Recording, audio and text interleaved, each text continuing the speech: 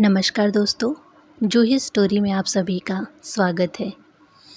आज हम सुनेंगे मालती जोशी जी द्वारा लिखी हुई कहानी बेटे की माँ। तो चलिए कहानी की शुरुआत करती हूँ। उम्मीद करती हूँ कि मेरे द्वारा बोली हुई कहानी आप सभी को पसंद आए। कहानी पसंद आए तो वीडियो को लाइक, शेयर और चैनल को सब्सक्राइब ज़रूर कीजिएगा। यह रिश्ता भैया के ससुर जी ने ही तय किया था। अम्मा ने एक तरह से यह भार उनके ही सिर डाल दिया था, और कहती भी तो किससे। भैया तो इस काम के लिए लिहाज से बहुत छोटे थे, उनका अनुभव ही कितना था। जीजा जी थे जो दिन रात अपनी शान बघारे करते थे। अम्मा पर जब तब एहसान जताते रहते कि उनकी बिटिया का हाथ थामकर उन्होंने उपकार कर दिया था। यह वो भूल जाते थे कि दीदी की शादी बाबूजी के सामने हुई थी, और उसमें बाबूजी ने अपनी हैसियत से ज़्यादा ही खर्च कर डाला था।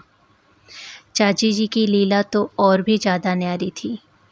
एक ही शहर में रहकर महीनों शक्ल नहीं दिखाते थे। हाट बाज़ार में मिलते तो हालचाल पूछने से कतराते थे कि कहीं कुछ लेना देना न पड़े, लेकिन जान पहचान वालों के सामने यह दिखावा ज़रूर करते थे कि स्वर्गीय भाई साहब की गृहस्थी का भार ढोते ढोते उनके कंधे झुकाए हैं। इसीलिए यह बात एक तरह से तय भी थी कि हम दोनों की शादी के लिए इन दोनों का कोई एहसान नहीं लिया जाएगा। भैया के लिए तो खैर कोई समस्या ही नहीं थी। उन्हें नौकरी बाद में मिली, रिश्ते पहले आने लगे थे। सवाल तो मेरा था। अम्मा को बस मेरी शादी की चिंता की धुन तरह खाए जा रही थी। इसीलिए उन्होंने सीधे समधी जी से ही बात की। देखिए भाई साहब, दो बार मेहमानों को झेलना मेरे बस की बात नहीं। न मेरे पास उतना पैसा है, न काम है। किसी तरह इस लड़की के लिए एक वर जुटा लीजिए तो मैं फुर्सत हो जाऊं। आपकी बेटी के सिर भी फिर कोई भार नहीं रहेगा। बेचारे पंडित जी समझ गए कि यह बहन जी का अनुरोध नहीं है, आदेश है। एक तरह से शादी की शर्त ही है। बेचारे अपने बिटिया की जूते चटकाकर हलकान हुए जा रहे थे। अब यह एक और जिम्मेदारी सिर पर आ गई। अपनी लड़की के लिए वर खोजना फिर भी आसान है। आपको अपनी हैसियत का, औकात का पता होता है। भले बुरे की जिम्मेदारी भी अपनी मानी जाती है। दूसरों के लिए काम करते समय तो 10 बार सोचना पड़ता है, पर इंजीनियर दामाद पाने का लालच उन्हें बल दे गया, और वो मेरे लिए भी एक नायाब हीरा खोजकर ले आए। लड़का उन्हीं के शहर कानपुर का था। अंग्रेजी में गोल्ड मेडलिस्ट, एमए, पीएचडी, अपना मकान, घर में केवल भाई भाभी। मकान भी 2 हिस्सों में बटा हुआ। जब मर्जी हो किराएदारों के खाली करवाकर अलग गृहस्थी बसा लो। इतना अच्छा रिश्ता तो शायद हम लोग भी नहीं खोज पाते, और यहाँ खोजने को था ही कौन। देखने दिखाने का कार्यक्रम कानपुर में ही संपन्न हुआ। हम लोग भाभी की गोद भरने गए थे। भैया भी साथ हो लिए थे। वहीं उन लोगों का बुला लिया। परिचित तो थे ही। बात तय हो गई तो खुश हो गए कि परिचित अब रिश्ते में बदल जाएगा। हम लोग किसी तैयारी से नहीं आए थे, फिर भी चाची जी ने लड़के को 101 रुपये देकर शगुन लिया। उनकी भाभी ने मुझे एक साड़ी दी। सगाई के लिए साइट ढूंढने की बात की तो उनके भाई बोले, मैं इन ढकोसलों में विश्वास नहीं करता। बात तो हो ही गई है, अब आप शादी की तैयारी कीजिए। सब लोग बहुत खुश थे। ऐसे सुलझे हुए इंसान आजकल कहाँ मिलते हैं। दिवाली के बाद पहले 2 मुहूर्तों पर शादी करना तय हुआ। बीच में 2 दिन का अंतराल था, जो कि ज़रूरी था। इस बीच थोड़ा सा व्यवहारिक आदान प्रदान भी शुरू हो गया था, जैसे जन्मदिन की बधाइयाँ, उपहार आदि। सावन में हमने भाभी के यहाँ राखी डोरा भेजा। मेरी ससुराल से भी सामान आया।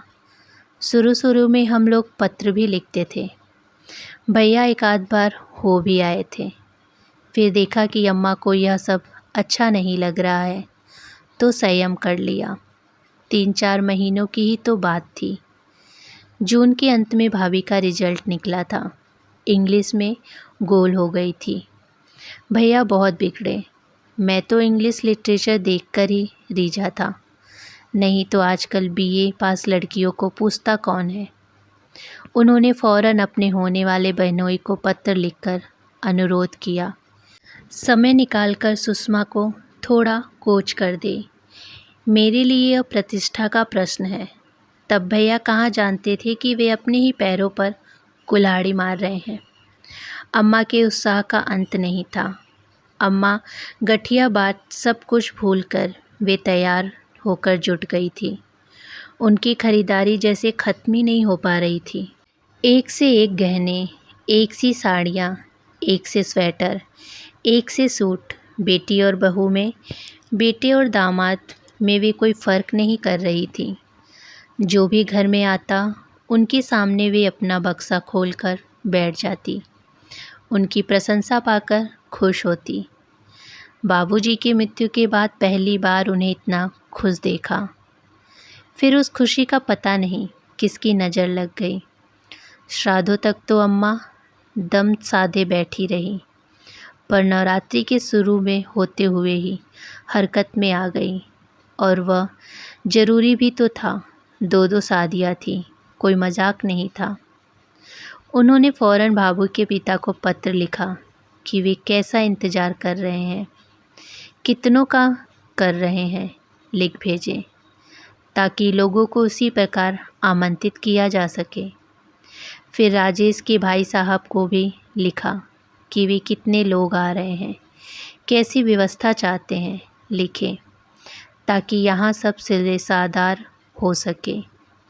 बैंड अपना लगाएंगे कि हम यहाँ ठीक करें। क्या आपकी बारात में महिलाएं होंगी? क्या उनकी अलग व्यवस्था करनी होगी? अम्मा ने लगातार कोई 3-4 चिट्ठियाँ लिखी होगी, पर कोई उत्तर नहीं आया। फिर टेलीग्राम किए गए। पंडित जी तो उसे भी पी गए, पर राजेश के भाई साहब का 1-2 लाइन का पोस्ट कार्ड आया कि हो सके तो तारीख आगे बढ़ा दे। अम्मा तो एकदम बौरा गई। तारीख आगे बढ़ाना कोई मजाक है? यहाँ सबका बयान दिए बैठे हैं। वह तो डूब ही जाएगा। फिर दोबारा व्यवस्था होना क्या इतना सरल है? 4 महीने पहले से हॉल बुक कराना होता है। समय पर न हलवाई मिलते हैं न बैंड वाले। सामियाने तक बुक हो जाते हैं। हारकर अम्मा ने जीजा जी को कानपुर भेजा कि ठीक से सारी बातें करके आएं। किया धरा तो उन्होंने कुछ भी नहीं, उल्टे आते ही बरस पड़े। ऐसी बेइज्जती करवानी हो तो आगे से हमें ना भेजा कीजिए। आखिर हुआ क्या? होना क्या था? लोगों ने तो हमें हरकारा समझ लिया। किसी ने सीधे मुंह बात तक नहीं की। राजेश जी तो हमें देखकर सीधे दिल्ली खिसक लिए। बोले ज़रूरी सेमिनार है। उनके भाई साहब बुखार का बहाना बनाकर कमरे में दुब गए। बस एक भाभी थी जो हमें घंटे बाद भर चाय नाश्ता करवाती रही, जैसे मैं वहाँ सिर्फ पेट भरने के लिए ही गया था। तो पंडित जी को साथ ले लेते। वाह क्या कहने हैं। अरे आपके पंडित जी के यहाँ तो हमें किसी ने पहचाना तक नहीं। सुषमा ने भी नहीं पहचाना। कहा तो दरवाजे से ही टरका दिया। कह दिया कि पंडित जी 3-4 दिन के लिए बनारस गए हैं, जब वे लौट आए तब आइएगा। कसम है मुझे जो अब मैं उनके दरवाजे थूकने भी जाऊं। अम्मा तो सचमुच डर गई। जीजा जी इस अपमान का बदला भैया की शादी में ज़रूर निकालेंगे, इसमें संदेह नहीं था। फिर अम्मा ने चिरौंजी करके चाचा जी को भेजा। चाचा जीजा जी की तरह सफिस्टिक आदमी नहीं थे, बिल्कुल ठेठ किस्म के जीव थे। मान अपमान की परवाह किए बिना बात की तरह तक पहुंचकर ही दम लेते हैं। चाचा जी वह खबर लाए थे जिसे सुनकर हमारे पैरों तले जमीन खिसक गई थी। खबर सचमुच बहुत भयानक थी। अंग्रेजी साहित्य पढ़ते पढ़ाते सुषमा और राजेश एक दूसरे को कब पढ़ने लगे थे, किसी को पता नहीं चला। जब पता चला तो बहुत देर हो चुकी थी। समझाने बुझाने के सारे प्रयास विफल हो गए और फिर एक दिन किसी मंदिर में फेरे लेकर इन लोगों ने वह विषय ही समाप्त कर दिया।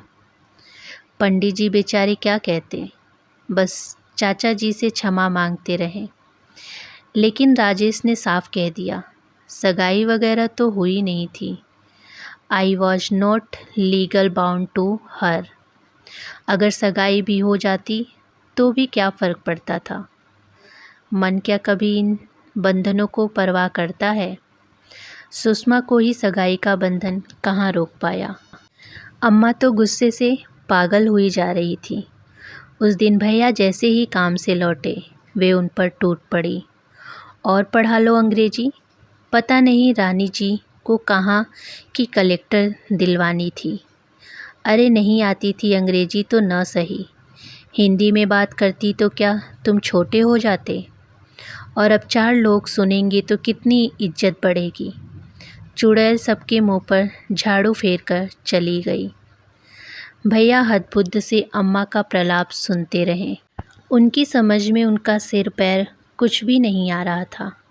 बड़ी देर बाद उनको पता चला कि माजरा क्या है और वे पत्थर हो गए।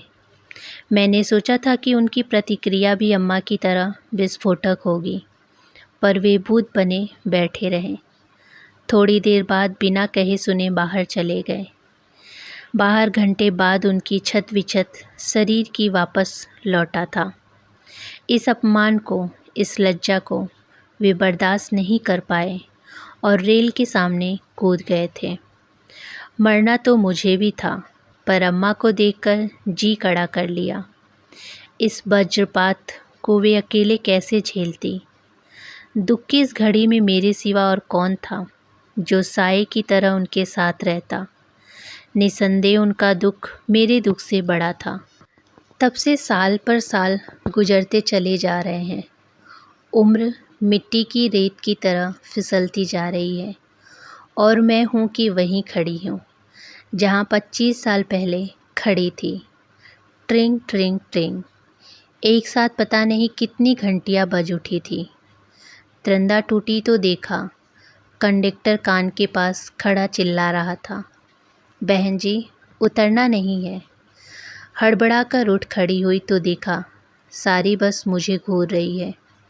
कंडक्टर रोज का परिचित था, इसीलिए सज्जनता बरत रहा था, पर यात्रीगण मुझे क्या क्षमा करते, या आधे मिनट की देरी भी उनके लिए असहाय थी। इसीलिए उतरते समय कितनी भी फब्तियाँ सुननी पड़ी। आजकल तो लेडीज़ भी मांग पत्ती खाकर चलने लगी हैं। अरे किसी के ख्यालों में खो गई होगी इस उम्र में। शर्म से गड़ गई मैं।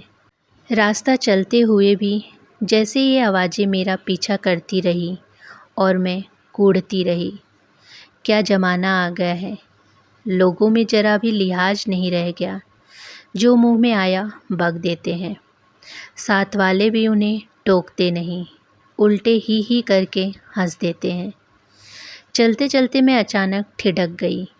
अपने मुनमुनाने मन को मैंने ठीक से टटोला तो स्तंभ रह गई। मुझे ज़्यादा उम्र वाला फिक्रा ही चुभा था। गोया 43 साल की उम्र में कोई किसी के ख्यालों में डूब ही नहीं सकता।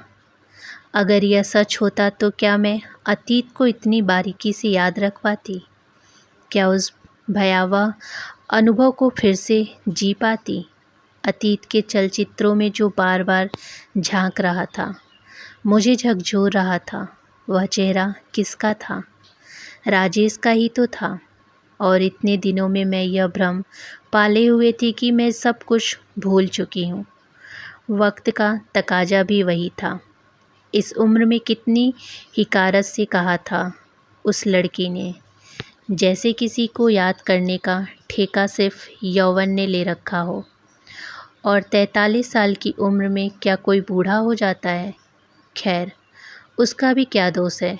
मेरा सूखा शरीर, रूखा चेहरा और खिचड़ी बाल देखकर अक्सर ही लोग मुझे 50 के पार पहुंचा देते हैं। कई बार मन होता है कि बाल रंग लिया करूं, पर हिम्मत ही नहीं होती। अम्मा की घूरती निगाहों से डर लगता है। कई बार इच्छा होती है कि अम्मा कभी तो कहें कि तू कैसी होती जा रही है, ज़रा तो अपनी सेहत का ख्याल किया कर। पर अम्मा कभी कुछ कहती नहीं। उन्हें अपना ही रोने की फुर्सत नहीं मिलती। दिन भर पिसुरना और उससना भरना उनके पास बस यही 2 काम रह गए हैं। अम्मा, तुम्हें वो मिसेस अहिरावार याद है? उस दिन पार्टी में आई थी। खूब याद है। और बिट्टो, हम कहे देते हैं ऐसे वैसे को घर में मत लाया करो। हाँ, जिस तिस के जूठे बर्तन हम नहीं धोएंगे। हाँ, यानी अम्मा को अब तक उस बात का मलाल बना हुआ है। 2 महीने पुरानी बात भी उनके जहन में अब तक ताज़ा है। पहली बार घर में किसी को बुलाया था। जश्न करने का तो कभी मौका ही नहीं आया। सब पीछे पड़ी रहती थी। ऊपर छत पर बरसाती नुमा एक कमरा बनाया गया था। उसी का बहाना लेकर सबको चाय पर बुला लिया था। दिन भर अम्मा बड़े चाव से सब कुछ बनाती रही। सबका स्वागत भी उन्होंने बड़ी आत्मीयता के साथ किया। पर जैसे ही मैंने एक एक का परिचय देना शुरू किया, उनके चेहरे का रंग बदलने लगा। खाने में उन्होंने हमारा साथ नहीं दिया, जिसका किसी ने बुरा भी नहीं माना। पर जब सारी टीम मदद करने के बहाने चौके में घुस आई, तो मैं समझ गई कि आज रात अम्मा का उपवास रहेगा। एक बूंद पानी भी वे नहीं पिएंगी। सबके जाने के बाद रात को मैंने बर्तन समेटे। मेहरी तो कभी घर में ही थी ही नहीं। अपने आप ही सब कुछ करना था।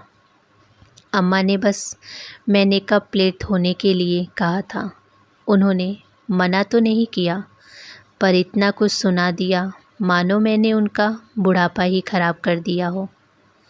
इतना ताव आया था मुझे। मान लो आज भैया होते तो घर में रोज़ रोज़ पार्टियाँ होती। तब भी क्या अम्मा ऐसे ही झिझकती? दूसरे ही क्षण ख्याल आया, भैया होते तो अम्मा बर्तन क्यों धोती? इंजीनियर की माँ होती वे, नौकरों की पलटन पर राज करती। अहिरावार की कोई बात कह रही थी न तुम? अम्मा ने टोका। किस्सों में उन्हें बेहद रुचि है। समझती है कि बिट्टो ने जब बात उठाई है तो बेमतलब नहीं उठाई होगी। मिसेस अहिरावार की बहन का लड़का उनके यहाँ आया हुआ है। सो अकेला नहीं है अम्मा, एक लड़की भी साथ में है। कानपुर के वाजपेयी परिवार की है। लड़की की माँ ने जहर खा लिया है। बाप को हार्ट अटैक हो गया है। दोनों अस्पताल में भर्ती हैं। लड़की का बड़ा भाई पिस्तौल लेकर घूम रहा है कि या तो बहन को वापस ले जाएगा या तो दोनों को मार देगा। फौजी भी हो जाए तो परवाह नहीं।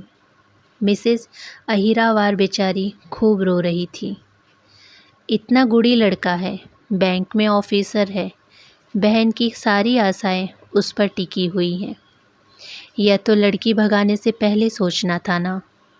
उनकी भगाई नहीं है अम्मा, वो लड़की खुद उसके साथ आई है। वह कोई बच्ची नहीं, उसके साथ बैंक में काम करती है। पढ़ लिख कर यही तो होगा। अम्मा का यह तकिया कलाम है। जहाँ कुछ उल्टा सीधा सुना, सारा दोष पढ़ाई के सिर मढ़ दिया। जैसे पढ़ लिख कर सभी लड़कियाँ आवारा हो जाती हैं। एक मैं भी तो हूँ, पढ़ी लिखी हूँ, नौकरी कर रही हूँ, फिर भी पिछले 25 सालों से जोक धारण किए बैठी हूँ कि नहीं। पर अम्मा की आंखें मुझे तो शायद कभी देखती ही नहीं। अम्मा, उस लड़की के माँ बाप कौन है जानती हो? कौन? वही जो कभी तुम्हारे बहू और दामाद बनने वाले थे। अम्मा का मुंह खुला का खुला रह गया। नाम और गली जरा परिचित सा लगा तो मैंने खुदेड़ कर पूछ लिया। अम्मा, मेरा ख्याल है हम बिटिया का विधिवत कन्यादान कर ही दे। किसी दिन वह तुम्हारी भी पोती हो सकती थी। खबरदार, अम्मा दहाड़ती उस कुलक्षणी। प्लीज़ अम्मा। अम्मा का पैंतरा देखकर मैंने ज़बरदस्ती उन्हें टोक दिया, क्योंकि जब वे गाली देने लगती हैं तो ऐसी गालियाँ देती हैं कि कान बजने लगते हैं। खासकर सुषमा के लिए तो उनके पास इन अनमोल बोलों का अक्षय कोष है। राजेश हर बार सांप बच जाते हैं, क्योंकि हत्या तो भैया की हुई है। मुझे भी किसी ने जिंदा लाश बना दिया है, यह उन्हें नज़र नहीं आता। मेरे टोकने से अम्मा की धारा प्रवाह गालियों पर ब्रेक तो लग गया, पर उनका बुदबुदाना अब भी जारी था। अम्मा, मैंने कहा, क्यों अपनी जवान गंदी करती हो? अपनी करनी तो वे खुद ही भोग रहे हैं। बिट्टो, यह तो होना था। बबूल में भी कभी आम फले हैं? ऐसी माँ की कोख में सती सावित्री तो पैदा होने से नहीं रही। इसीलिए तो कहते हैं कि भगवान के घर में देर है, अंधेर नहीं। सच, मुझे तो आज बड़ी तसल्ली हो रही है। कलेजे पर ठंडक पड़ गई मेरे। जितना उसने मुझे रुलाया, भोलेनाथ उससे ज़्यादा उसे कल पाएंगे। मरते समय कोई पानी देने वाला भी न पास में होगा। अम्मा बदसस्तूर शुरू हो गई थी। घर की दीवारें उनकी बद्दुआओं के प्रतिध्वनि हो रही थी। एक एक शब्द कानों पर हथौड़े की तरह पड़ रहा था, पर अब उन्हें चुप कराने की सामर्थ्य मुझ में नहीं थी। पूरी शाम उनका बड़बड़ाना जारी रहा।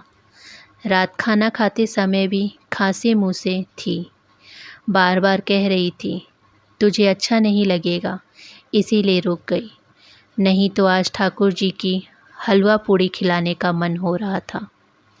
कितने दिनों बाद उन्होंने एक अच्छी खबर सुनाई है। जी खुश हो गया। आज मेरी आत्मा को शांति मिली है। सालों साल मैंने आँखों में रात काटी है। आज मैं चैन की नींद सोऊंगी। मुझे लेकिन रात भर नींद नहीं आई। फुर्सत में लेटे लेटे जब अपना ही मुआयना किया तो मैं चकित रह गई। मेरी नींद खुशी से उड़ा दी थी। हाँ, सचमुच में बहुत खुश थी। शायद अम्मा से भी ज़्यादा खुश थी। मुझे अम्मा से ईर्ष्या हो रही थी। कितनी सुखी हैं वे, बेखटके मन की बात कह डालती हैं, और मैं सभ्यता का मुखौटा ओढ़े बेवजह अपने में कूढ़ रही हूँ। अपना यह स्वांग किसे दिखाना है मुझे, किसे रिझाना है मुझे? मैं खुलकर कहती क्यों नहीं कि आज मेरे कलेजे पर भी ठंडक पड़ी है, मेरे बद्दुआएं भी रंग लाई हैं। तुमने हम दोनों भाई बहनों की ज़िंदगी उजाड़ कर दी थी। आज तुम्हारे दोनों बच्चों के सिर पर भी काल नाच रहा है। ईश्वर ने बहुत सही न्याय किया है। पर मज़े की बात यह थी कि मेरा सारा रोष आक्रोश राजेश के लिए था। सुषमा को तो मैंने कब का बरी कर दिया था। नींद नहीं आ रही थी, फिर भी दम साधे पड़ी रही। करवट बदलने भी डर लगता था। कमरे के दूसरे छोर पर अम्मा की चारपाई थी। बहुत दिनों बाद चैन की नींद सोई थी। सोचा अपनी खटर पटर से उनकी नींद क्यों खराब करूं। 3 बजे तक मैंने किसी तरह सब्र किया, फिर उठना ही पड़ा। मैंने बिल्कुल आहिस्ता बिस्तर छोड़ा, दबे पांव भीतर गई। बाथरूम का दरवाज़ा, पानी का मटका बहुत धीरे से खोला और बंद किया। जरा सी भी आवाज़ न होने दी। आवाज़ के डर से ही बिजली का स्विच तक नहीं दबाया। उसी तरह दबे पांव लौटकर कमरे में आई। देखा अम्मा की चारपाई खाली थी, और शायद वह बड़ी देर से खाली रही होगी, क्योंकि देर तक जागने के बावजूद मुझे उनके खांसने खरकाने की आवाज़ सुनाई नहीं दी थी। कहाँ चली गई अम्मा? भीतर तो नहीं थी? मैंने बाहर झाँका। बरामदे की जाली से लगी एकटक बाहर निहार रही थी। अम्मा, मैंने आवाज़ दी। वे चौंकी। उन्होंने पलट कर देखा। उनकी आंखें डबडबाई हुई थी। शाम को उल्लास से दमकता उनका चेहरा बुझ सा गया था। क्या बात है अम्मा, नींद नहीं आ रही? उत्तर में उन्होंने फिर शून्य से नजरें गड़ा ली। डूबती सी आवाज़ में बोली, सब किस्मत की बात है लतली। एक वह बेटा है जो घर की आन बान के लिए मरने मारने को उतारू हो गया है। एक हमारे थे जो चुपचाप पटरी पर लेट गए। यह भी न सोचा कि अम्मा का बुढ़ापा कैसे कटेगा। मैं स्तंभ रह गई। अम्मा की पीठ पर रखा मेरा हाथ बर्फ हो गया। तो क्या अम्मा सारी रात जागकर इसी का मातम मना रही थी? क्या वे बिल्कुल भूल गई कि उनके बुढ़ापे की गरिमा बनाए रखने के लिए मैंने अपना यौवन खाक कर दिया है? वे फबक कर रो पड़ी थी, पर मैं जड़वत खड़ी रही। उन्हें संतावना देने का जरा भी मन नहीं हुआ, क्योंकि पता था कि इन आंसुओं में से एक भी मेरे लिए नहीं है। मेरे लिए, मेरे उजड़े अतीत के लिए, मेरे सूने भविष्य के लिए, मेरे बिखरे सपनों के लिए। अम्मा कब रोई थी जो आज रोएंगी? आज पक्का विश्वास हो गया अपने को कि जिनके लिए तिल तिल कर जी रही हूँ वे मेरी माँ नहीं है।